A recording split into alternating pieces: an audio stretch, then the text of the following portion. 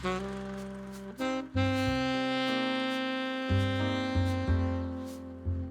Silver Screen Project.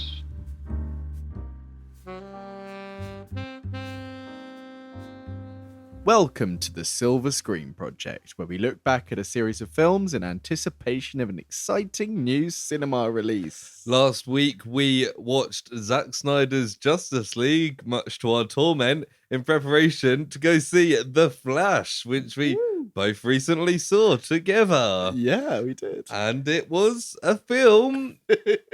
What did you think of it? Yeah, I mean, I felt pretty positive coming out of it. I feel like since it's been a day or so since then, it's kind of settled. I think it was overall, it was pretty fun. It was pretty funny at times.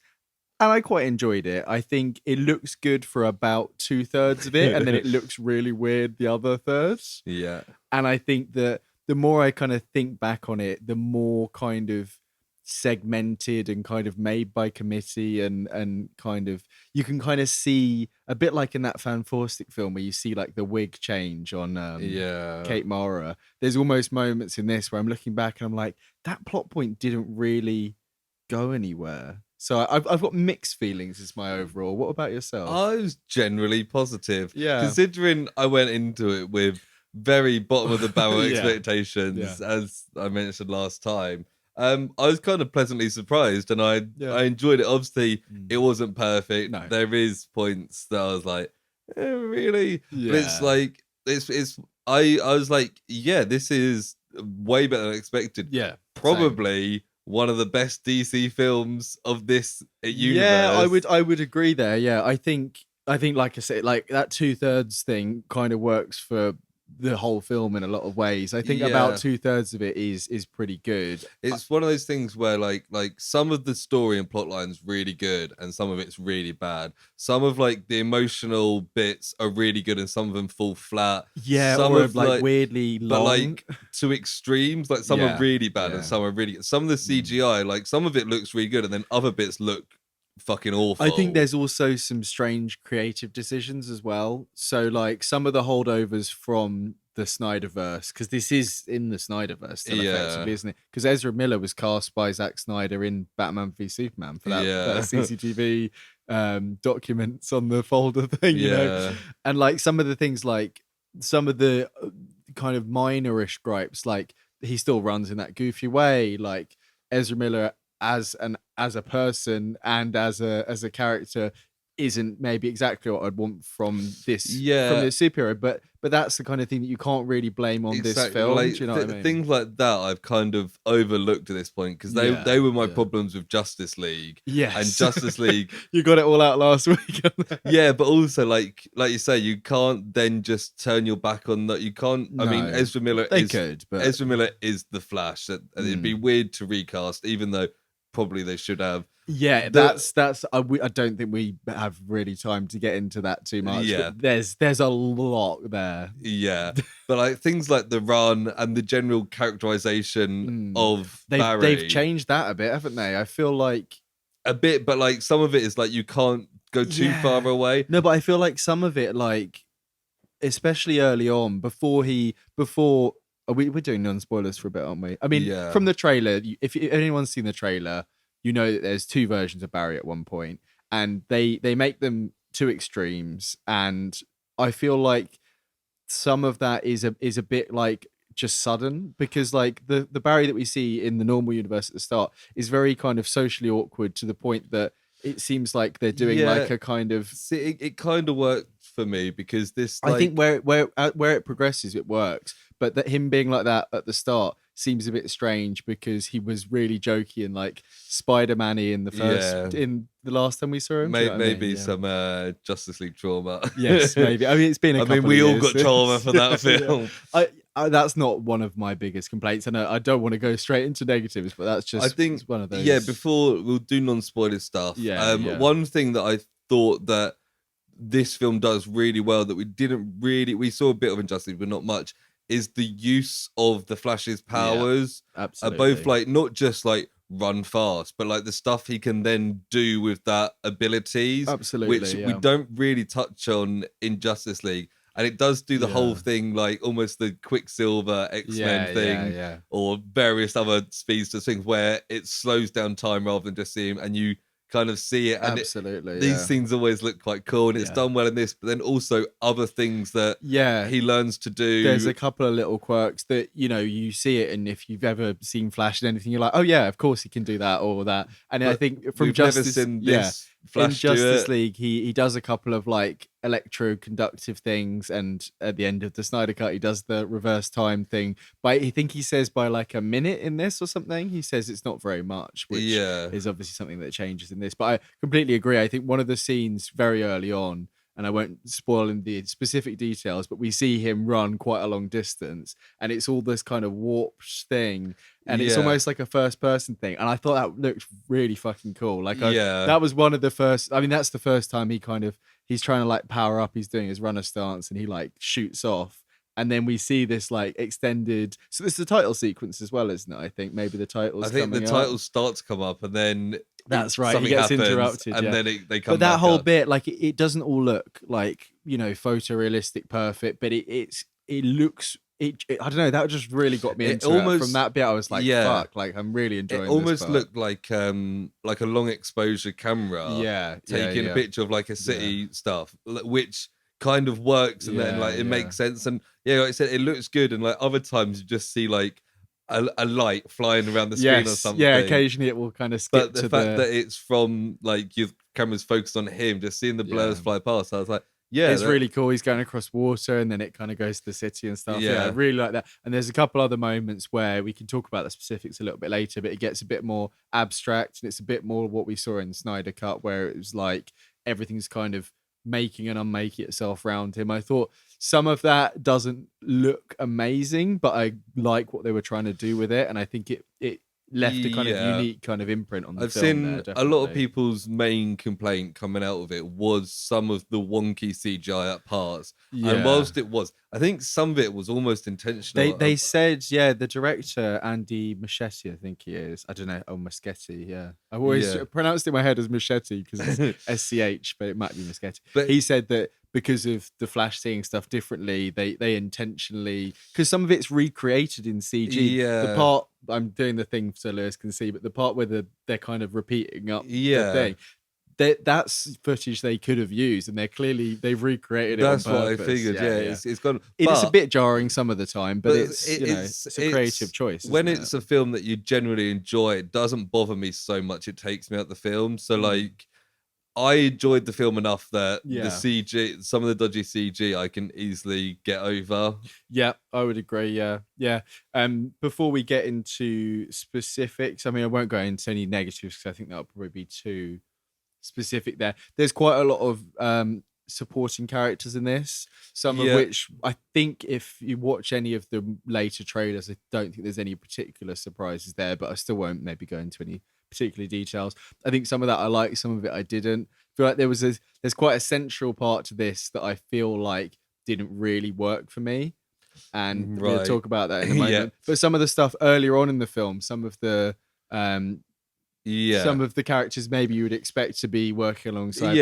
I thought in theory that works well. I think some of the looks of those characters and some of the I think I've got little qualms with all that kind of stuff. When you think about like, in reality, this probably is the last film of this universe. It kind of works as like a final swan song of this universe.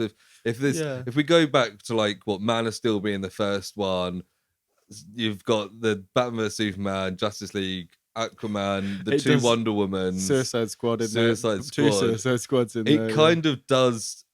It is very much part of that universe and references past stuff that's happened, and feels like kind of, and even though it does be like, hey, there might be more, it does kind of feel like it's the end of this line, which I quite appreciated, and it's not just like, there's another Justice League. I think tonally it is quite different to most of those, mostly because it's not a Zack Snyder film, and a lot of those have been. But even like the later Suicide Squad film it's jokey, but this is like its own thing, and I appreciated that because it's like a Marvel film. they've got like a formula, but they don't all feel exactly. Yeah, like in theory, again, they don't all feel exactly like the same. it still has funny moments, and I'll get to that. But I feel like of all those films listed, I feel like this is the only one that's got kind of an emotional core to it. Yeah, Man has still had a bit of that, but not massively. But the band, this is the only one where like an emotional part is like Yeah. centered to the story I and the feel character. like Zack Snyder has a real weird thing about like Emotions. emotion and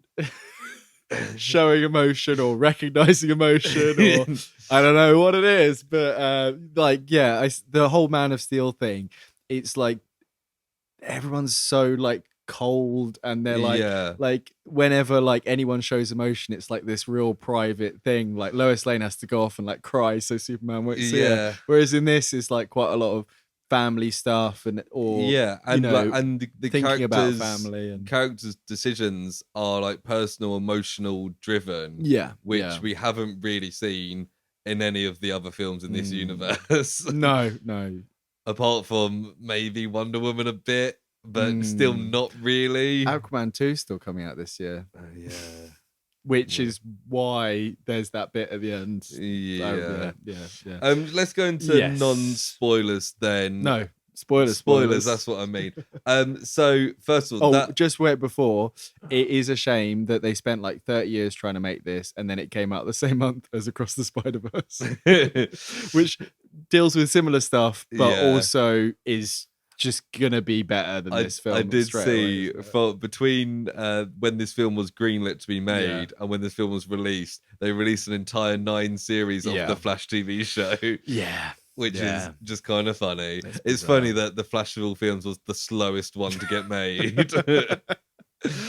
But yeah, let's go into spoilers.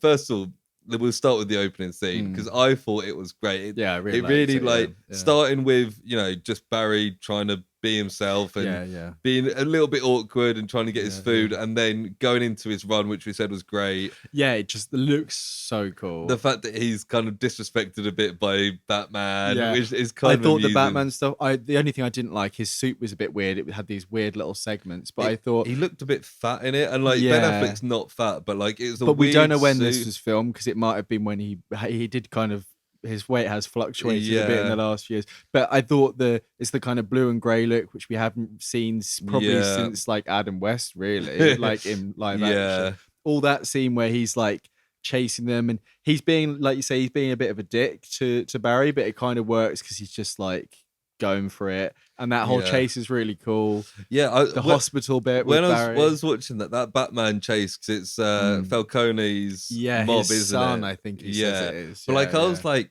this is like the best Batman stuff we've seen since Dark Knight Rises. Like, where the fuck was all this? You could argue that scene in the warehouse is pretty good with Ben Affleck, but one in 10 years. Because it's like that it was so refreshing. Chase, I was like, damn. It felt like a Christopher Nolan Batman really cool. chase, and I was like, this is fucking cool. Where was this Batman for the last 10 years? And I feel like the fact that we remember that bit so fondly maybe doesn't speak so well for the rest of the Batman stuff in this film. We can talk about that. But that opening bit. The babies bit, although the babies looked a bit weird. They looked really weird. It's also bizarre considering the allegations and I mean, I don't think he's being too abusive of children, but there's a one funny bit where Barry looks Barry in the face and was like, "You need to sort your mental health out," and it's like, "Oh yeah, you do, Barry."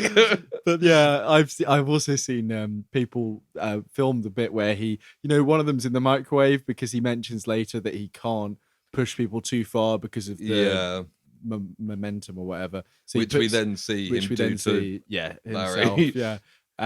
People have done a bit where it's the microwave bit, but it's reversed. So the nurse starts screaming and then he puts it in the microwave and presses it.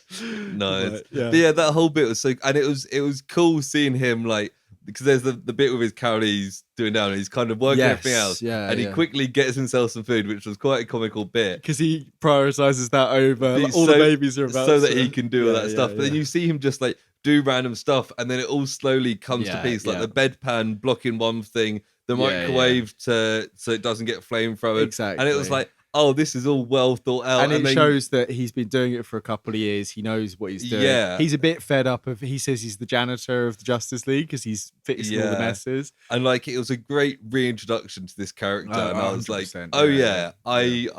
I could watch a film of this guy doing this stuff. Like, it was a really good start to the film. And I do think that the film has a pretty good run up to a certain point of being like what I was hoping for, kind of where I was going with it. I think all the part following that, I know we're not going through kind of chronologically, but I feel like him that it then takes the brakes off a little bit, and we find out a bit more about him, about the reintroduction of the dad's murder case, mum's murder case. The dad's on trial. They recast the dad. I've not got a problem. He looks much more like Ezra Miller, so it works. Yeah, he's the guy from Band of Brothers. Right. Okay. Yeah. I don't know if I've seen Band of Brothers. It's great. You should. I recognise that guy. But yeah, all of that stuff, and the reason why he then kind of experiments with the time travel stuff. Yeah. I think all of that works really well. It's all good setup that makes sense. I also like the fact that, like, unlike these other films, the main plot driven, like I said, it's Barry being naive and following his heart rather than his head. And even like, he goes to Bruce Wayne, he's like, no, that's dumb. But like, that's what I mean. Like, it's an emotional thing. He has a bit of a brainwave of like, there's a way I can do it that won't kind of mess things up too much, because he doesn't think about the full ramifications. Exactly. So it's, although he knows what he's doing, he doesn't know everything. Nobody knows about that side of thing. He just wants to like save his mum and his dad. Like, it's that's what it comes down to. And I was like, that's a nice change of pace then. We need to stop Darkseid or whatever bullshit. It doesn't have to be, because initially the thing that's happening isn't a world-ending thing. It just kind of graduates to that eventually. Yeah, and even that is kind of, it's still not the main point of the film. Like, there's no like true villain of this film. It is just like one kid's desire to save his dad and the consequences of him trying to do that. And I think that's interesting. I do have some problems about the way that that's kind of revealed, and that kind of part was not my favorite part of the film, but we'll talk about that in a little bit. I think the time travel, we were talking about the effects. I think it's interesting because in the Flashpoint, at least in the animated version, he uses the cosmic treadmill, I think it's called, which is a literal treadmill that for some reason is hooked up to go back in time. So I like that he kind of just does it it's almost he's going so fast past the speed of light that he goes outside of reality, isn't it? And he's got that kind of, I think they call it like a chronodome or something. They give it some name which just came up. There. But I like that, and it's got this kind of repeating. It's almost like kaleidoscopic kind of thing going out. And I thought, even though the CGI looked weird, especially when the camera zooms over, we see a CGI Henry Cavill at one point, and I was like, maybe don't do that shot. But I think there. that general idea looks with the sweeping bits coming in and like kind of sweeping past him is a really cool way of showing whole thing. And I think it's because it's his personal chronology, isn't it? Almost. Yeah. Because it seems like, also I quite like when he pops his head through to see, that's like what happened when Bruce Wayne had the Flash come through. I like that they use that same so that makes thing. sense. You're like, okay, cool. That makes sense. Not quite as dramatic as where we see it there, because he kind of stealthily does it. He also just has time pausing powers in this, doesn't he? But I guess that is the same as being so fast that if he can kind of dial it up and down. I liked that, like, so obviously the main part of the film is taken in another universe with a younger Barry. I generally liked a lot of the two Barry stuff. I think often it doesn't work out. It made his more annoying 18-year-old the main Barry more likable, and he was almost forced into the serious position, both because of the stakes that he'd kind of messed up, and also because that was just the relationship. I like that. I like that this version of Barry, because he'd grown up with his mum, was way more carefree. Was like almost like a kind of stonery guy. Like, he was just like, dude, like, and he was just like, I thought what was almost like a stroke of brilliance from the writer of this is basically doing a Flash origin, but having the mentor to the origin story be the Flash, so he can like, it was really clever. And it's like, that's actually fucking genius, because you're showing his origin, but you also can go through it quickly because he's been taught by a guy who's already done it. And the side effect of that, of him then losing his powers, so that the guy who knows how to do it is depowered and he's teaching another guy. Like that was all very good. Like that was some of my favorite parts of it, because as you said, we'd already seen him do, I think, almost all of his little tricks and stuff by this point. So we didn't mention them in detail earlier, but the phasing one's quite fun. Great. He comes out with the beers, and you're like, "Don't do that with the beers."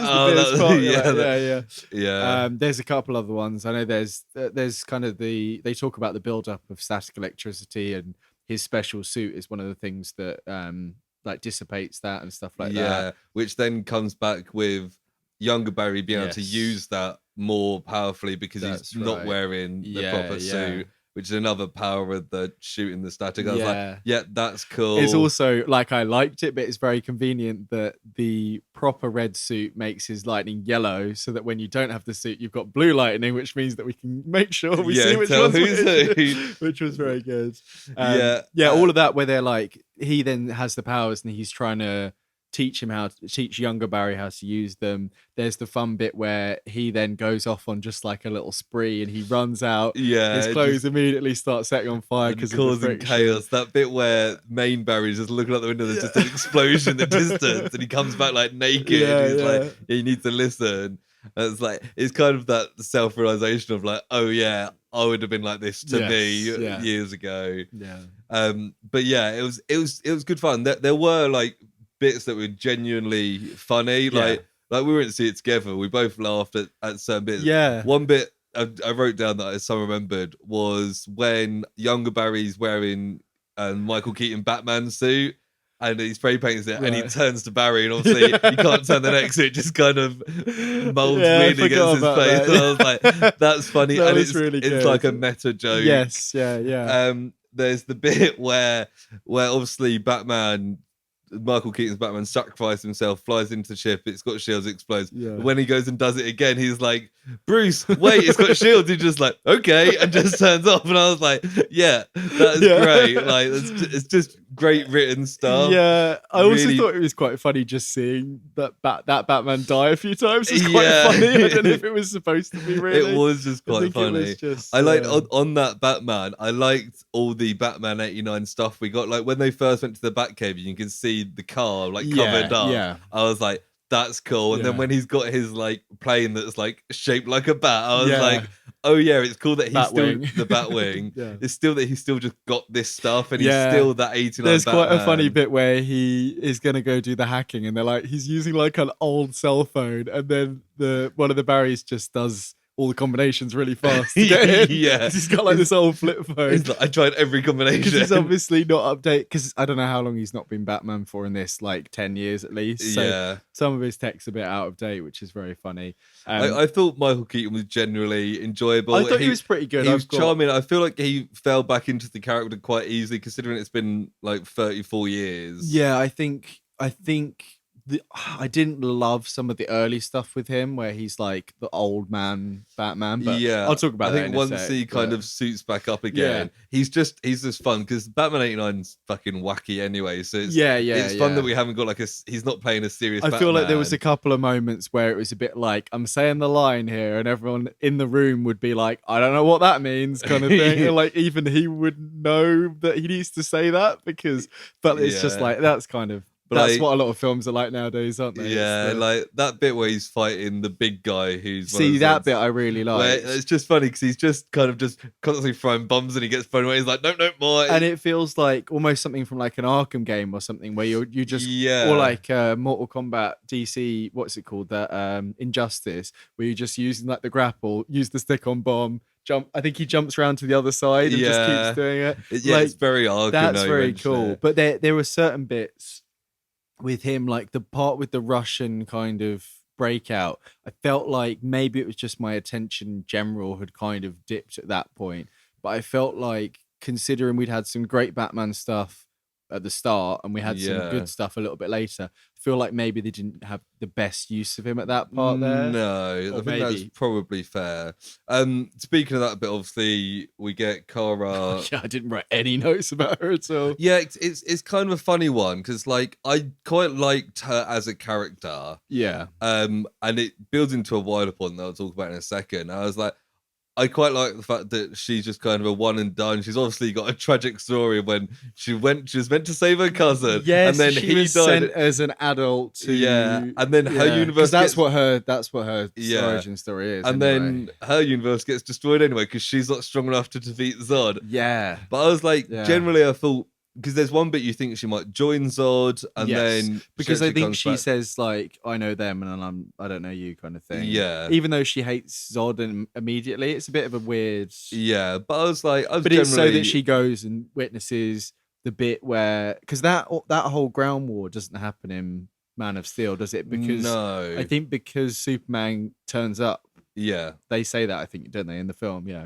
Because I think Barry's like, this is the day Superman.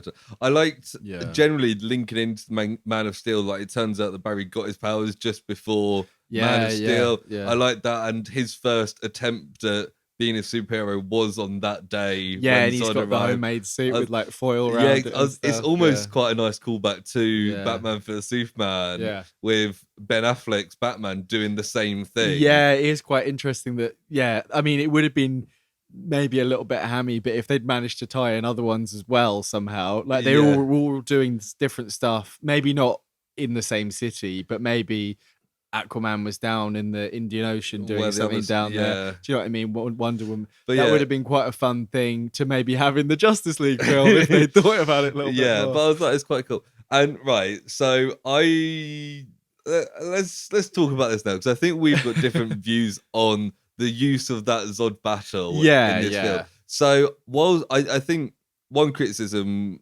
which I won't say flat, is it seems like a pretty small battle. It seems too like empty and small scale. But generally, I mean, they didn't have that many people with them. So I kind of get that. But when it kind of turns out and reveals it's like, no, Zod wins no matter what. This universe is dead no matter what. Let's move on. I was like, cool. I like that, because Zod being the big bad is kind of pointless. He's not a Flash villain. This is from a different film. It's a little so that kind of revelation that actually this isn't the point of the film to defeat Zod. It's not the point at all. It's a personal story to Barry. What happens with Zod? Because parts of that battle, I was like, I don't really care what happens here with Zod. Which I think is kind of the point, especially from about halfway through that. Once they do one redo, you're kind of like, So when it's like, actually, no, when the film says to you, no, you're right, this doesn't matter, you shouldn't care about this, I was like, cool, I like this, I'm back on board, because this doesn't matter. And it's rare that you kind of see a big supervillain win. Which he did in this universe. I think the thing for me, it's kind of weird. Sorry, it's kind of weird to think about that the Batman '89 universe was ended by Zod in Man of Steel. Well, a Batman '89 universe. I think I completely agree with everything you've said there. I think the thing that felt a little bit kind of jolty, I don't know if that's the right word, but a little bit, it felt very unfinished in that we didn't see anything else after that. And once they went into the Chronodome or whatever, then it was straight into more exposition. And I don't think like a scene of going back and being like, and Zod ruled that world forever or whatever, that's not necessary. But I think the fact that it felt like we should care about that to some degree, because they were trying it, and we didn't really get a resolution to that. I think that kind of stuck with me in a bit of a... I can see maybe... I can see what they were trying to do, but I don't know if it 100% worked for me. Maybe partly because they then start talking about the other bad guy kind of gets all revealed and finished within like 5 minutes, and I was just kind of like, this is too much in too short a time for me to... I would have appreciated maybe like a more extended sequence of the bit in the dome, or maybe they go on a chase and run around a bit or something, so that it didn't feel like we have to forget about this thing, and then 5 minutes later the new thing's been introduced and gone already. I just felt like it all wrapped up very neatly. That's fair. Like I was quite happy with, you know what, Zod can have that one done, move on. I think the turnovers to, oh, now I'm here is quite quick. I think that was a little bit too... I think overall I'm happy with the Zod just drawing a line on me, and the revelation being the resolution being, oh no, Zod wins. Yeah, I feel like maybe the even quick turn into, oh, actually, we've got another Barry. I feel like they didn't. I know not everything needs to be like, hey, this is what we're doing. But I feel like main Barry being like, maybe did this and I kind of didn't really appreciate, but him being like, we can't do this. You're gonna have to not do it, and not because they started focusing on like the mum's murder straight away, rather than being like, we need to let this universe go. I don't know. But yeah, it should have really had a bit in there where younger Barry is like, this is my universe, like this is my world, and you're just saying that we should let it die. Yeah, that could have been a bit of conflict rather than I feel like there was like there needs to be a little bit more dialogue to bridge it. But overall, I think the Zod stuff I think works well. I just thought it felt a little bit pointless at the end, but I guess that's kind of the point. Yeah. The point is that it's pointless. Yeah. And I kind of feel the same, to be honest, about a lot of the Batman 89 stuff. Like, I appreciated seeing some of the references and stuff, but I feel like it really just felt like they just had Michael Keaton there for the sake of it. It could have just been like, Ben Affleck, and I would have, or just like or they go to the other world and there's no metahumans and they have to resolve it themselves, and maybe they do get a Henry Cavill or a Kara Zor-El, I think she was called. Jor-El? I think she was Zor-El, but I don't know who Zor-El is. But yeah, it should be Jor-El, yeah. I feel like that, like having it just about those two, I feel like the Batman part didn't really need to be in there. And that was one of the things that I really thought about afterwards. I was like, I know they're doing this so that people who are like 40 go and see it and they go, I'm Batman, let's get nuts and stuff. But it just like, it didn't feel necessary to me. Yeah, that's fair. Before we fully go into negative, I've just got a couple more remaining things.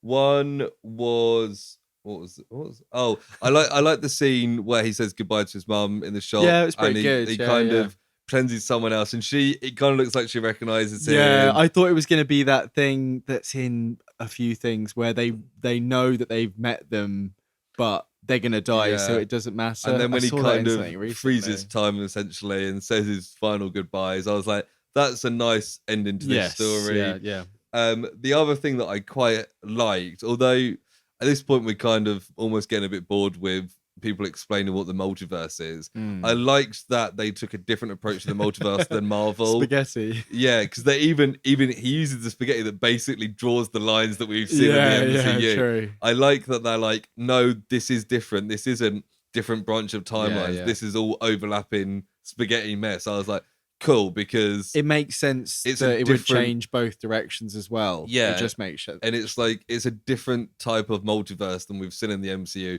I was like, that's good, because we've seen the multiverse loads of times in the MCU now. If it's just the same, then it's like, come on guys, be original. And they do come up with something different with a different and I was like, actually, that's quite interesting. You change the past, you change the future. It explains all the stuff that they need to do in this. Yeah, most of it anyway. And I was like, cool. I was happy with that. yeah, fair enough. I got, before we go fully into negative, there's one bit that I'm still not sure on. Okay. Which is the other Superman, because like some of it was like, oh yeah, cool, Christopher Reeve. Oh yeah, cool, Nick Cage. Yeah. But then it was like, also, it's a little bit silly. I'm like, why is he seeing Superman and not like other versions of the Flash? That's what I didn't understand, because like in a few of those universes, we saw the version of the Flash running on the treadmill, and one, it was Jay Garrett, but it apparently isn't the guy who played him in any version of the TV show or anything. It's just a face of a guy. They made a guy who looks like him, which is weird. Yeah, use that as an opportunity to get an actor in, and then from there it goes like, oh, here's that guy's Superman, and it's that George whatever from the one who used to be on the serials. I think it's him, isn't it? Or I don't know. Or it's just a fucking old dude, whatever. Yeah, and then when by the time it gets to Nick Cage one, which was great, and especially the spider, because there's that whole story about the director of Wild Wild West always wanted him to fight a spider, and that's the whole thing. But then we don't see the Flash of that universe, which is like, now we've moved on to Superman's rather than Flash's. Yeah, and what's particularly funny is that like Ezra Miller literally appears in the Flash TV series as like an alternate Flash. Yeah. Why couldn't they get like that Flash in, because I was so surprised that guy didn't turn up. Yeah. And the it was guy like, who plays Barry whilst like Allen. I thought it was fun seeing Christopher Reeve as Superman. He looked real plasticky. He did. Compared to even Nick Cage, who kind of looked okay. Yeah, and seeing Nick Cage as Superman was like, yeah, that was one of my favorite bits, cool. To be honest. Yeah, I was like, yeah, cool. I think it was that I think the other bit that was kind of a wink, wink. If you know films, you'll get this. Is the whole Eric Stoltz Back to the Future joke, which I missed a little bit of that because I went to the loo, but yeah, I caught the end. I thought it was quite funny, and then the fact that Michael J. Fox was in Footloose, like Kevin Bacon was in Top Gun. Yes, that's a fun little joke. Going into negatives, yes. Some of the CGI is wonky, which, you know, I've seen some stuff recently about how VFX companies in Hollywood are getting more and more pressed for time. Yeah, like smaller budgets. Like Marvel, like forced them to bid less time, less money. Yeah, so we're basically getting the cheapest version of everything we can. With more and more films relying on CGI, there's more and more CGI companies, which means the ones who can say it the cheapest, the ones who say they can do it for the cheapest and the quickest get it, which means we result in things like this. And some of the Marvel films recently have had wonky bits. And the thing is, within a film, like within a Marvel film, when you look in the credits, it's like 5 or 6 studios that are working on each VFX companies. So there will be a scene that just is worse. Yeah. And then that's the one that goes online, and then everyone goes, oh, the CG is so, like the floating head in Thor Love and Thunder, which they then redo for the Disney Plus release. I saw a guy on TikTok said he works for one of those companies, and he was saying that they get paid per shot. And he was like, some shots are like, remove that wire. Other shots are like, remove the wire, have that bus on flames, and have some guy flying across the screen. And it's like, they both count as one shot. Wow, so it's like, it depends what hand you're given. So like, whilst we can be critical of the CGI, I don't want to target at the guys doing the CGI. It's also like how much this, because I think the main flaw of this film, the thing that kind of branches, that everything else branches from, is the fact that it was delayed multiple times from even starting production. I think both Fantastic Beasts, both the second and third Fantastic Beasts film delayed this because of Ezra Miller's involvement and COVID as well. So it's been a real stop-start thing, and there's been creative differences. DC's been through like 3 different hands since this finished, I think. So you can think all those different CG studios have probably started work on one bit and then been told that they don't need that bit anymore. So there is some jumbliness to the script and to the look of this, and it's just a shame. I've kind of mentioned a lot of my other negatives, like the fact that the Zod battle seems just kind of empty and nothing. That there's no other flashes. One other thing that was just bad was the post-credit scene. Yeah, see, with Aquaman. I realised as we were talking that the only reason that's in there is because Aquaman 2 is coming out. Yeah. I know we're used to like either a reference or a joke or whatever, but this was none of it at all. I think it was supposed to be funny that he was like completely pissed and he was in a puddle. But unless the next film starts where Aquaman's in like a complete state and he needs to sort himself out, which is kind of where we start every every Jason Momoa one's always started like that. So I was hoping maybe he'd start and know what he was doing this time. They should have made the post-credits scene the George Clooney bit. Well, yeah, absolutely. That's what I said when we walked into cinema. I was like, if they haven't done George Clooney, that would have been that would have been fun. Yeah. Well, like, actually, I've got a couple of things on that ending scene. So apparently, I don't know how true this is because this is from Instagram. This is a screenshot from Instagram, but throughout the different press screenings and preview screenings, people who've worked on it have reported there's 3 different endings that were in the whatever. So one of them is the current one where Barry turns up and he's at the courthouse, and when he comes out of the courthouse, I think everything else is the same apart from George Clooney is now Batman, right?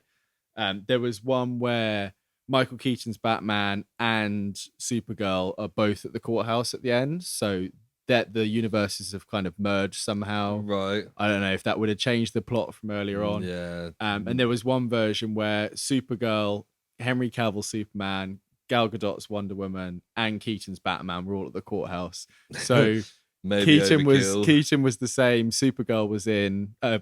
So Ben Affleck was out and Supergirl was in, basically. Yeah, which is bizarre. And obviously there was the Batgirl film that's been scrapped, and that was Keaton. So I think that's why. And Affleck said he didn't want to keep doing it. So I don't think I would have preferred any of them necessarily, but no, it kind of goes to show that there's probably like 3 versions of this whole film out there, if any of that's true. Yeah. Have you got any more before we go into trivia? I mean, just generally, like, I like seeing like an old Bruce Wayne that's kind of done with it, but I feel like the way that Michael Keaton was doing that, like, long-haired old man flip-flop thing, first of all, it was obviously not him fighting, which is fine. Like, they had hair over his face. He's 71. But it was just like, he was like talking really quietly, and I was like, I don't know what you're doing here. And then you're right, as soon as he gets the suit on, he's just like normal. Yeah. And I think that's supposed to be like a psychological thing for him, but it didn't really work for me. I was like, whatever. Yeah, it was, doing the lightning experiment twice, that's what happens in the Flashpoint thing. He's just like fucked up, and he's just like, do it again, we'll see. But there's no reason why getting struck by lightning twice should help you. You know, when she lifts him up, and they don't even do the chemicals the second time. It just works. I guess the chemicals were still on him. Yeah, I feel like there could have been like a line of dialogue to explain that. What maybe would have been better is maybe if during it wasn't strong enough and Supergirl came in and made it stronger or whatever. Yeah, I'm sure there's something they could do with that. And yeah, that's pretty much it. Yeah.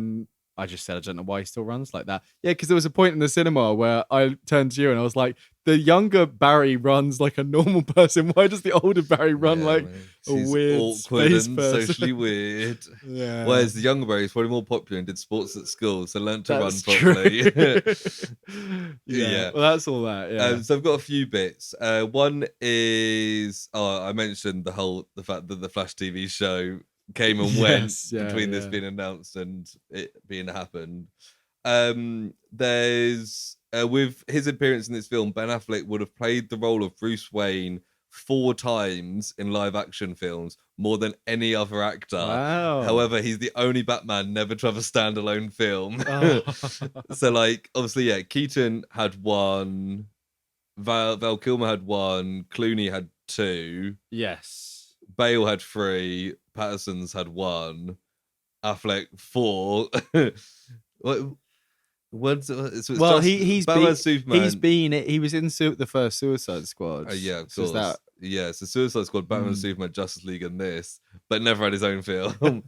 Obviously, he was going to until Batman Superman was bad. Because that because Ben Affleck was going to direct, wasn't even he? the post credits with of Justice League with Deathstroke is that was linked into that as well. I think. Yeah, stand by. I think he's fine as Batman. I just think these films have been bad.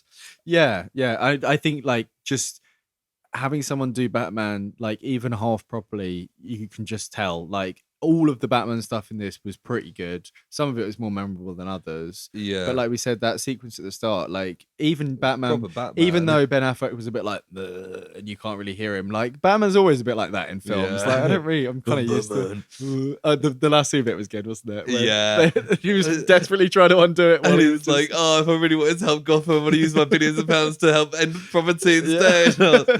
I know this universe has a habit of redoing this whole lasso of truth joke. It's good. But it's just funny. And this was like, and Barry's trying to help him, and he starts saying something. Yeah, and like him saying this, like, I'd be better. I've childhood trauma. I just want to beat people up. Is a better version of him saying, "What's your super? I'm rich." Oh yeah, it's like that. They're both kind of self-referencing. Yeah. Who Batman is as the character, but this is way funnier and more accurate to Batman. And supposedly, I don't know how confirmed it is, but I think Andy Muschietti is doing the first Batman film for the new DCU. Nice. So that if that's true, I think it's also funny that this Batman, who openly is forced to admit that it'd be better for Gotham if he just used his money to end poverty, is the same Batman that brands people who he beats up, who then get murdered in prison. That's what I mean about the change of tone. Like it's almost like this is its own multiversal thing from the dark, kind of like wild, sweaty, rain-covered streets of those.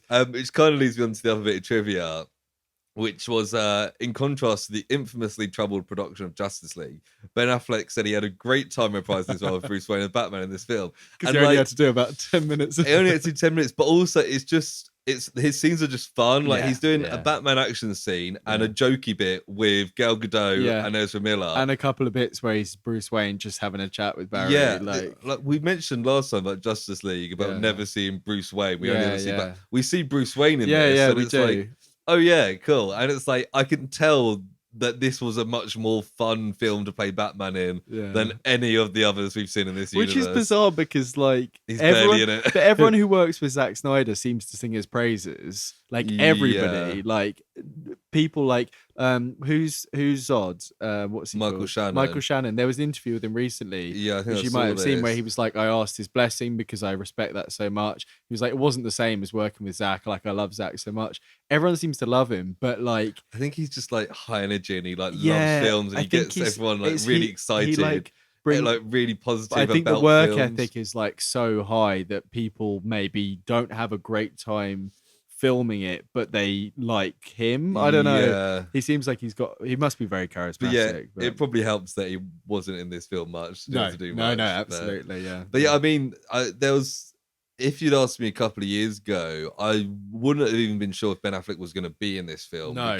Well, he wasn't even sure, was he? Yeah, he was so done with all of this. The fact that he came back, he must have been like, you know what? And he's like signed something like, this is my last. The old Daniel Craig technique. But it is kind of like, they've erased him in this. They've erased him. So yeah. I mean, when he's 70, he'll turn up for a paycheck, won't he? Yeah, definitely. So I guess the only thing left to do is ask you the all-important question of whether or not The Flash lived up to the hype. Proj yes or proj no? I think it did. I didn't really have many expectations. I was quite positive after our last episode.